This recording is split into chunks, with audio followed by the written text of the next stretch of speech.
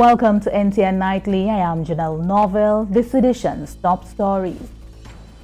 UK State Minister gets first-hand view of the Millennium Highway and West Coast Road reconstruction project. St. Lucia joins the rest of the world in observing World Suicide Prevention Day. And Kamdu specialists hope to present the Creole language policy to the government of St. Lucia by January 2022. Build with resilience in mind. Understanding of the impact climate change is having on vulnerable countries like St. Lucia was a sentiment of UK Minister and COP26 champion for the UK, Honourable Anne-Marie Trevelyan, who visited the island to get a first-hand view of some of the climate adaptation projects in St. Lucia funded by the UK government. Glenn Simon reports. Welcome to St. Lucia. Thank you very much. Minister of State for Business, Energy and Clean Growth from the United Kingdom, Anne-Marie Trevelyan, visited St. Lucia to witness firsthand some of the adaptation projects funded by the UK government. One of the key projects she visited was the Millennium Highway and West Coast Road Rehabilitation Project. So I'm really looking forward to seeing for myself exactly where this road will go and to understand just how important it's going to be for so many of St. Lucia's residents, but also, of course, for tourists as they come to visit your wonderful island.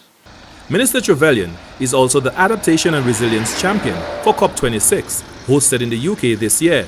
She noted that vulnerable countries like St. Lucia face challenges due to big climatic changes, such as flooding, which washes away roads. She stressed the importance of building new structures with resilience in mind, understanding the impacts of climate change. We are doing the same in the UK. We are building roads that have to be more resilient to our weather shocks, and that's part of what we want to be doing as we make sure that the funds that we spend to help infrastructure for those countries that need it too is doing exactly the same thing, so that St. Lucian citizens have the opportunity to benefit from solid infrastructure, which means that economic growth can continue and we can see St. Lucia go from strength to strength. The minister and her team received an overview of the Millennium Highway project, which outlined areas such as project scope, requirements, funding, risks, and project timeline. Permanent Secretary in the Ministry of Infrastructure, Ivor Daniel, who accompanied the minister on the tour, said this is a project that all St. Lucians should be excited about due to the road safety, sustainability, and resilience considerations featured in the design of the project. This project, the design wasn't, I could say, not the typical design. It's one where there was the issue of the climate vulnerability assessment that had to be conducted prior and that had to inform the design that the consultant had to put together. The consultant also had to take into consideration the outcome of an IRAP study, which is a road safety study. And there are also other issues of gender-related matters that have to be taken on board. We need to have taken on board the matters with the project-affected persons. We need to ensure that those vendors that will be displaced, that there is a new location for them, or there is some manner in which that would satisfy them, that they can continue to survive in this country. He said the overall project has been divided into 3 lots. Lot 1 has been awarded and is due to commence in September 2021. Lots 2 and 3 are being rescoped for rebidding. Nicholas Johnny is the project coordinator for the Millennium Highway and West Coast Road Rehabilitation Project. This represents a major infrastructural project of existing roads, approximately 40.2 kilometers of road. It commences in Castries at the Bunnan roundabout and it ends in Soufrière at the Soufrière Bridge, though. 6.1 kilometers from Castries to Cul-de-Sac. You have 11 kilometers from Cul-de-Sac to Ancillary, inclusive of the reconstruction of the Ancillary Bridge, which will see the demolition of the existing bridge behind us and the reconstruction of a new bridge, 2-lane bridge. And then you have the final segment, which will be from Ancillary all the way down to Soufrière. Along the tour, we spoke to 2 individuals from Marigot and Ancillary respectively, who will be directly impacted by the project. They expressed their satisfaction with the level of consultation and arrangements made to facilitate them during and post-project execution. It will be better for me in the long run because I'm not really safe where I am because I'm on the roadside, so I'm going to move further away from the road. Oui, on a parlé avec moi, bah dans ma qui devine là, l'autre Jean gouvernement a venu parler avec moi. Après moi quand fait un bon projet, moi accepté. Alors tout le monde depuis moi pour chiffre, moi chiffre, man pièce problème avec ça. Because projet a fait faveur moi, on pas faveur village là oui. On pas faveur toute machine qui va faire là parce que l'eau elle a pris, en chaque machine qui a encore dommage en les pour ça. Pour ça a besoin changer, mais besoin sortir tout bonnement. The project is estimated at US $54 million, comprising UK SIF funding of 69%, a CDB loan of 15%, and 17% is funded by the government of St. Lucia. When completed, the project will improve the overall road network, improve infrastructural resilience and connectivity, which is projected to foster greater economic activity for St. Lucia. For the National Competitiveness and Productivity Council, Glenn Simon reporting.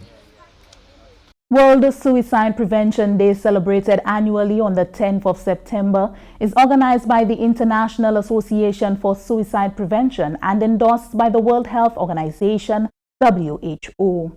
The event represents a global commitment to focus attention on suicide prevention. This year's theme, Creating Hope Through Action, reflects the need for collective action to address this urgent public health issue. St. Lucia joins the rest of the world in making a commitment and taking actions to prevent suicide. More in this report from Fernell Neptune. Mental health advocates, organizations, suicide survivors, and other individuals joined together in observing World Suicide Prevention Day on September 10th. World Suicide Prevention Day is commemorated with the theme of creating awareness about the ways in which suicide can be prevented. Community mental health nurse Jana Felix Edward highlighted the need to recognize warning signs of suicide and knowing how to respond to the situation. Listen empathetically. Don't be judgmental about their situation. Don't tell them what you think they should do or what you would do in a situation like that. Just be empathetic towards them. It is important to hear them out. Don't leave them alone when they're telling you that they are suicidal, they're thinking about completing suicide, that they're feeling hopeless, that they're feeling helpless, that they're feeling like the world would be a better place without them. Don't leave them alone. Always stay with them, sit with them.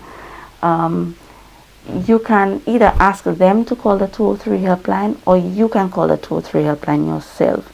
Depression survivor George Senkwa, better known as Platinum George, spoke about his experience living with depression and finding hope. Depression hits when you're alone, when you're by yourself. That is when everything starts kicking in. When you're among people, it's just like a cover. Just like I tell people, an entertainer is basically like you are. It's a mask that you put on to go on stage. But apart from that, when you remove that mask, you're like everybody else. You have your bills, you have stuff to take care of. For me, how I defeated depression, I put myself in church. I believe it is okay to speak to somebody. As a man, it's okay to cry. Okay, it's okay to express yourself. Because what happens, the more you hold this pain inside, you destroy yourself, you destroy your own family. You always have a rage that every time somebody approaches you, instead of you take it calm, you react with emotions, you do not think. Then this depression affects your child, affects your job. Nurse Jana Felix Edward also called for the participation of St. Lucians in the Light a Candle activity. It's where they would light a candle at 8 p.m. at night, and they would put the candle near a window. We're encouraging them to take videos, take photos, and post it on social media in an effort to recognize Suicide Awareness Month, to remember somebody who has completed suicide, and to show support for persons who have survived an attempt, family members who are still going through the loss of an attempt, and anybody else who may be considering suicide. This year, World Suicide Prevention Day is commemorated under the theme, Take a Minute, Change Your Life. Reporting from the Communications Unit of the Ministry of Health, Wellness and Elderly Affairs, I am Fernell Neptune. Kamdu specialists working on a language policy for the teaching of Creole language in schools on the island are hoping to have the completed implementation plan and already formulated draft policy presented to the government of St. Lucia by January of 2022. Chris Satney tells us more in this report. The National Language Policy is a document which looks at the role of Creole in education, specifically at the primary and secondary levels, ensuring that students at those levels are competent in reading, writing, and speaking the Creole language, much in the same way they do standard English. The Ministry of Education, Sustainable Development, Innovation, Science, Technology and Vocational Training recently held a National Language Policy Implementation Planning Conference for the Curriculum and Materials Development Unit, CAMDU. The online forum, which brought together professionals from across the Caribbean region, sought to get an idea of best practices and the considerations for putting an implementation plan together to ensure that Creole gets the recognition it deserves. Curriculum Officer for English Language with CAMDU, Angel Caglin, says the deliberations coming out of the recently held conference will help formulate that strategy, including a distinction made between a national language policy and an education language policy. Some other interesting points were the presentation of actual language instruction, methodology and approaches being used by our Martinican counterparts, both at the primary and the secondary level. One of the major or the most outstanding aspects was the level of support available to teachers in terms of coaches and even inspectors, ensuring that the language was being taught as it should.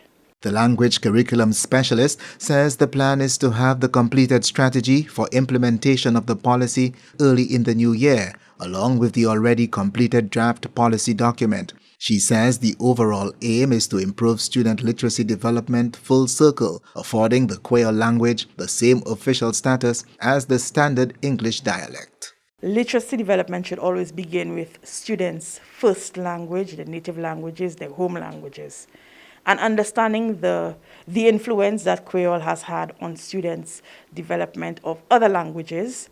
It is important that this language, not just for linguistic purposes, but also for cultural purposes, be preserved and that the literacy in this language be developed.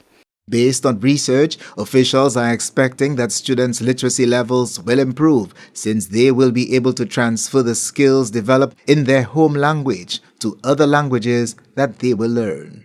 It also means that we must have teacher professional development and teacher certification and training so that they can bring across or use the appropriate methodologies and present the language in a way that students will be able to understand all of their content area subjects. Further afield, it means the development of resources, it means the development of content that can be used in the classroom, and of course we can just imagine the impact that this is going to have outside of the classroom as well. Ms. Caglin says it is also expected that a lot of commercial opportunities will be created from the preparation of materials to be used for Creole instruction within the classroom. From the Communications Unit of the Ministry of Education, Sustainable Development, Innovation, Science, Technology and Vocational Training, I am Chris Satney reporting. Prime Minister of St. Lucia, the Honorable Philip J. Pierre, met with the Executive Board of the St. Lucia Chamber of Commerce, Industry and Agriculture on Tuesday, 7 September 2021. The Prime Minister was accompanied by other government ministers, Cabinet Secretary, and the Chief Medical Officer. The Prime Minister thanked the Chamber and by extension the business community for remaining committed to serving the people of St. Lucia, especially during this global health and economic crisis. He reiterated his commitment to consultation with stakeholders as the government seeks to stabilize the economy and restructure the country's financial situation. Chief Medical Officer Dr. Sharon Belmar George provided an update on the country's health sector status as it relates to the management of COVID-19 and addressed concerns on protocols and other instituted measures to save lives and livelihoods. The government of St. Lucia has taken initial steps to improve the healthcare conditions in the south of the island. The Cabinet of Ministers on August 25 visited the St. Jude's Hospital reconstruction site. Upon assessment of the structure, Prime Minister the Honorable Philip J. Pierre stated that the government of St. Lucia is seeking to remedy the ailments of the health sector with utmost urgency. The government of St. Lucia has taken initial steps to improve the healthcare conditions in the south of the island. The Cabinet of Ministers on Wednesday, 25th August 2021 held a site visit at the St. Jude's Hospital reconstruction site. Upon assessment of the structure, Prime Minister Honorable Philip J. Pierre says it is with urgency that the government is seeking to remedy the ailments of the health sector.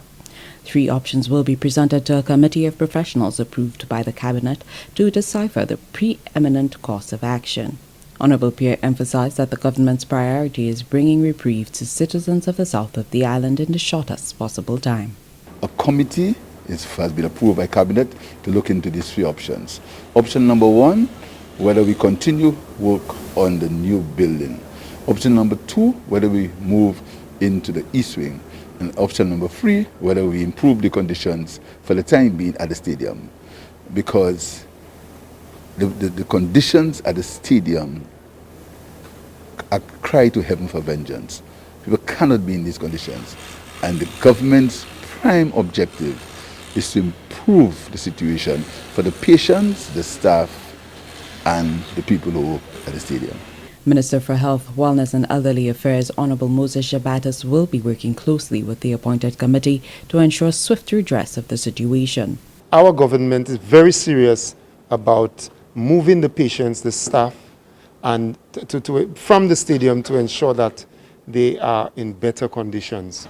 We are very serious about it, and I'm going to be working very closely with the team which has been appointed by the Cabinet, and we take this very seriously. So at the level of Cabinet, we have appointed a group of professionals, and I will be working very closely with them.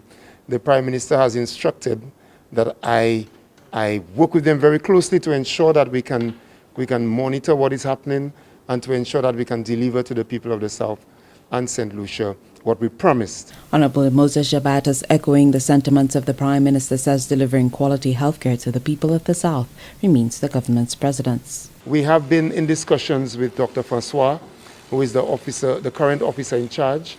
We have been in discussions with the management staff at the St. Jude Hospital at the stadium, and we know that there are challenges. We know that the X-ray machine, for example, has gone down again, and our government is placing conditions at the hospital, the equipment, the X-ray machine at St. Jude's and the other public facilities at the top of its priority list. And now we are working feverishly to ensure that these pieces of equipment get the attention and the service in which they require.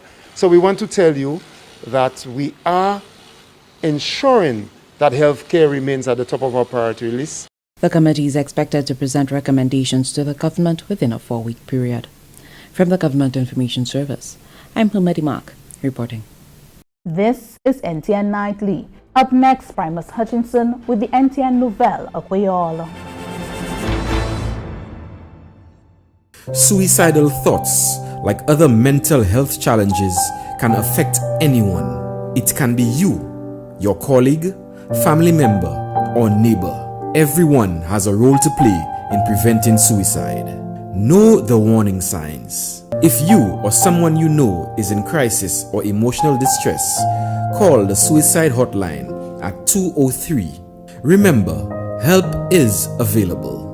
This is a message from the Employee Assistance Program, Department of the Public Service.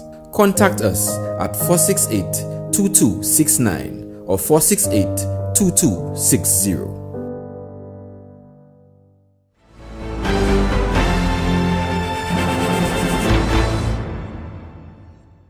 Welcome back. We join Primus Hutchinson for the NTN Nouvelle Aquayol. Monsieur Général, Monsieur Madame Département, qui est responsabilité pour information à gouvernement cette là-ci, ça c'est GIS, à ça même télévision nationale pays NTN, à présenter une nouvelle à Aquayol, présenter Primus Hutchinson.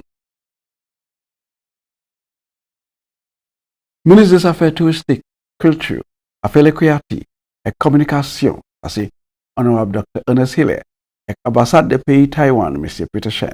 Il y a même plusieurs officiers gouvernement et touristiques qui étaient présents à Pigeon Island vendredi bon matin, le 10e jour en mois de septembre 2021.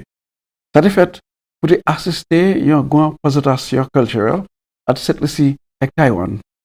Présentation est faite par un robot qui était montré divers spectacles culturels de Taïwan, except ici, côté tous les deux pays là, t'es qu'à way en même l'air, malgré la grande différence à l'air et distance entre Setlisi et puis Taïwan. Secrétaire du Parlement au ministère des Affaires touristiques, honorable Gibbon Ferdinand, expliqué pour nouvelle accueil significance initiative ça. Et puis nous avons des affaires carnival, nous avons un morceau quadrille, un petit morceau Paul Kaipi, la comète. Aussi nous avons un morceau masquerade. Et puis nous avons regardé ça et nous avons amusé avec nous. Mais pendant ça nous avons fait, nous avons vu que Jean Taïwan aussi. Alors je crois que ces affaires services robots et technologie qui ont aidé à faire plus possible pour nous ça mutuer diverses affaires Kilti cette ici. Comme ça c'est nous c'est ministre tourisme et Kilti et puis ça fait industrie créative et puis information. Et puis là au service technologie il can faire possible pour nous ça mutuer ça nous ni en pays. On a Ferdinand aussi parlé de l'autre activité qui peut coup du spectacle culturel ça là. Island. Nous avons aussi monté Fort Rodney pour montrer cette lycée. Et puis, Jean Taïwan, tout au Rodney Bay et puis tout au Nord Saint-Lucie. Et puis, le robot là, il fait ça possible parce qu'il a montré dans peut-être 10, moins qu'une minute. Où ça a été Taïwan et pour avoir tout ça, cette lycée, manière qu'à garder belle les mondes là. Alors, moi, je crois que ça, c'était un bon bagage pour faire et puis ça a aidé pour faire cette ici et puis Jean Taïwan collaborer et puis aussi pour yo montrer ça yon a l'autre café en pays en affaires Kilti. Premier ministre cette ici honorable Philippe J. Pierre adressé une conférence historique entre les pays CARICOM et les pays Afrique. Ça a été fait mardi passé par communication de Internet. Côté Premier ministre Pierre déclaré que l'administration bienvenue, grande occasion ça là pour la communication, coopération et coordination entre les pays d'Afrique et les nations caraïbes pour beaucoup d'expériences concernant la maladie corona et pour développer des mécanismes à faire diverses façons pour aider ou réduire la façon que ces pays là continuent de dépendre de un système de distribution de la vaccine. Le Premier ministre Pierre dit qu'il a changé grand grec pour conférence là, ça c'est le président pays Kenya, Uhuru Kenyatta, de parler des situations qui ont changé, problème de justice, un système apartheid qui existé à Sud-Afrique, qui mastipait autant à son nation nègre en pays ça là. Le Premier ministre Pierre remarqué qu'à Caraïbes là, yoni pour acheter 10 fois plus de produits pharmacie, ça veut dire oui, mais parce que c'est ça Caraïbes là qui produit lui-même, avec des gros services là, c'est service la vaccine en région, c'est seulement entre 15 ou 23%. Le Premier ministre l'a dit qu'il a supporté l'initiative qui directeur exécutif PAHO, c'est Dr. Clarissa Etienne, du pays Dominique, qui a annoncé récemment pour développer un set web pour augmenter la production et fabrication de la vaccine en région Caraïbes. Le Premier ministre Pierre Bay assurance là qui a bas management, le gouvernement cette-ci, qui a une toute raison pour changer ses cruautés, souffrances morties, avec des gros maltraitements, les aïeux, les Africains, pendant la bataille pour protéger l'héritage.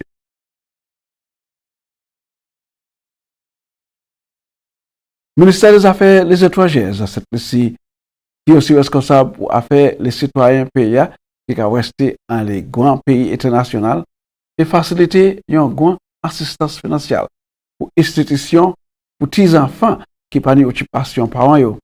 Grande assistance là est faite par un sept lycéens qui ont resté en pays Martinique.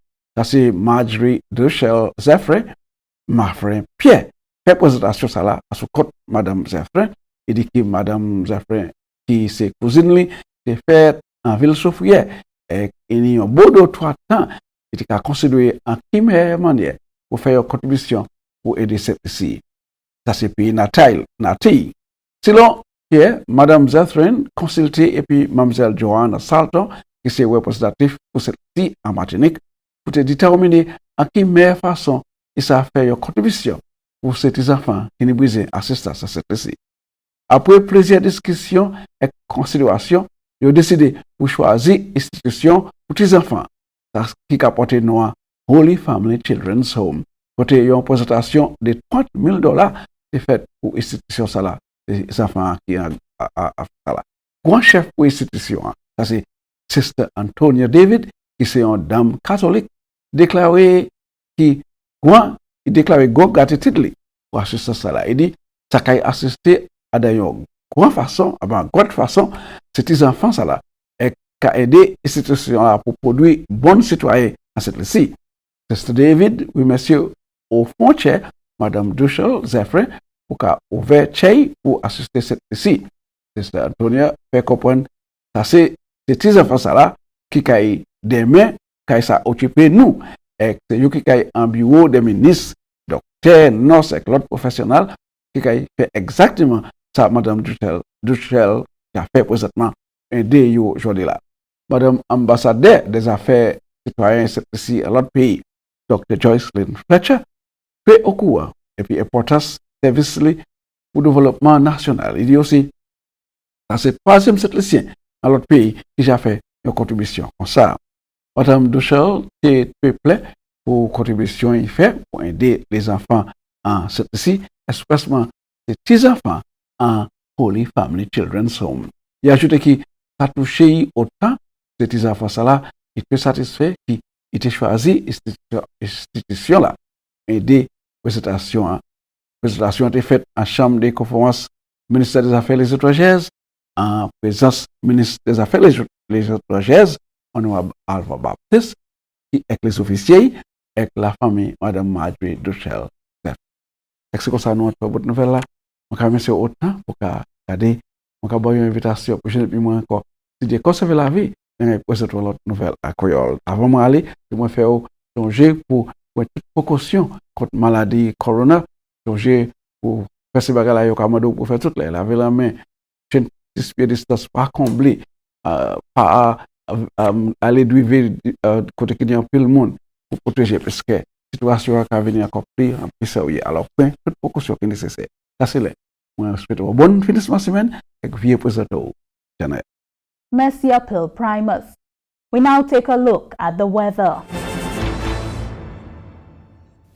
Sunrise Saturday, 5:52 a.m. Winds will be blowing from between east and east-northeast near 17 miles per hour or 28 kilometers per hour. The weather fair to partly cloudy and hazy skies with a few showers. Seas are slight to moderate with waves 3 to 5 feet or 0.9 to 1.5 meters.